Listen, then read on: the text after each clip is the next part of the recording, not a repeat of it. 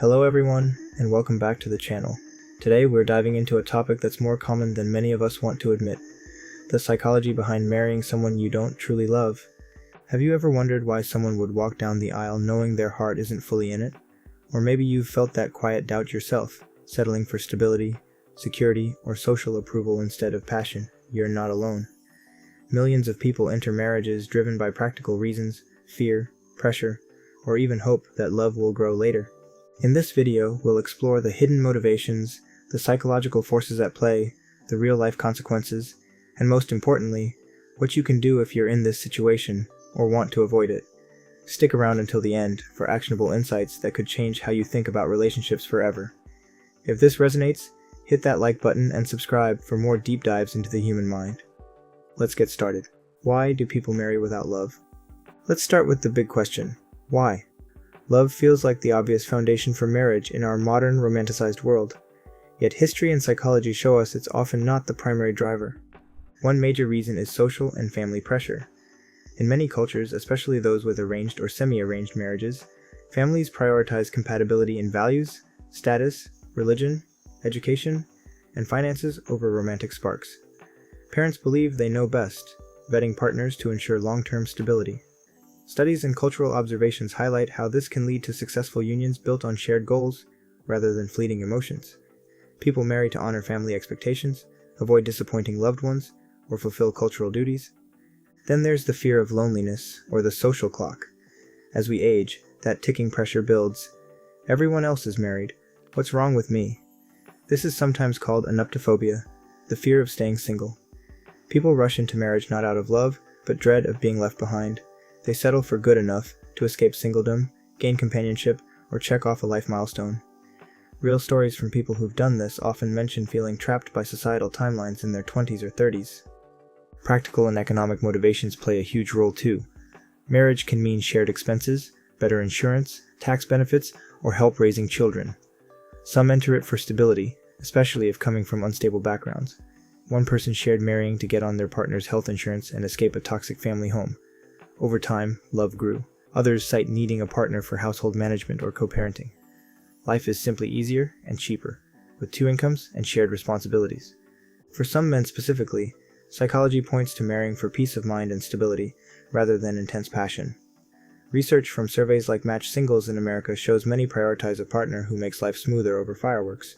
They seek someone reliable who handles emotional labor or creates a calm home, even if deep romantic love isn't there initially. Other common drivers include escaping a difficult family of origin, the next logical step after years of dating, low self-esteem leading to settling for the first person who shows interest, legitimizing intimacy or fitting into religious or social norms, hope that love or chemistry will develop after marriage. These aren't always bad reasons in the moment. They can feel rational and responsible, but they reveal how our brains prioritize survival, security, and belonging over pure romantic fulfillment. The psychological forces at play. Now, let's get deeper into the psychology. Attachment theory is key here. Our early relationships with caregivers shape how we bond as adults. Securely attached people tend to seek healthy, loving partnerships. Anxious individuals might rush into marriage fearing abandonment, settling to feel secure. Avoidant people may choose emotionally distant partners to maintain independence, avoiding deep love altogether. Fearful avoidant folks often end up in confusing push-pull dynamics, where true intimacy feels scary. If you grew up with inconsistent caregiving, you might unconsciously pick a safe but unloving match that mirrors old patterns. It's not conscious self-sabotage, it's your brain seeking the familiar. Cognitive dissonance also plays a part. Once married, people rationalize their choice. It's the right decision. Love will come. This is what adults do. We downplay missing passion to reduce internal conflict. Social exchange theory explains it further. We weigh costs and benefits. If the benefits like status, security, or family approval outweigh the emotional cost of missing love, marriage happens. Cultural psychology adds another layer. In individualistic societies, we glorify love marriages. In collectivist ones, duty and family harmony take precedence. Both can lead to loveless unions if expectations clash with reality. Evolutionarily, humans pair bond for child-rearing and survival, not just romance. Our modern emphasis on passionate love is relatively new. Personality factors matter too. People with lower self-esteem or high people-pleasing tendencies are more prone to settling. Those who experienced heartbreak might guard their hearts, choosing a friendship-based marriage instead. The hidden costs: what happens next? So, what are the effects? Short answer: it varies but often challenging. Many in loveless marriages report emotional loneliness, the painful feeling of being unseen and unfulfilled, even while sharing a home and bed. This can erode self-esteem, increase depression and anxiety risks, and harm physical health over time. Studies show unhappy marriages correlate with lower overall well-being, higher stress, and even shorter lifespans compared to happy ones, or sometimes even being single with strong support networks. Children often sense the tension, modeling unhealthy relationship dynamics. Yet research also shows that many unhappy couples who stay together become happier after 5 to 10 years, through effort, life changes, or natural shifts. Divorce doesn't always guarantee more happiness. Some studies find similar or lower well-being post-split, especially with kids involved. On the positive side, some couples do grow love over time through shared experiences, respect, and commitment. Arranged marriages in certain cultures report high satisfaction rates, partly because expectations focus on partnership rather than constant passion.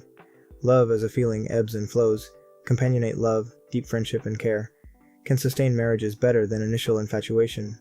But for others, it leads to resentment, emotional shutdown, affairs, or quiet desperation.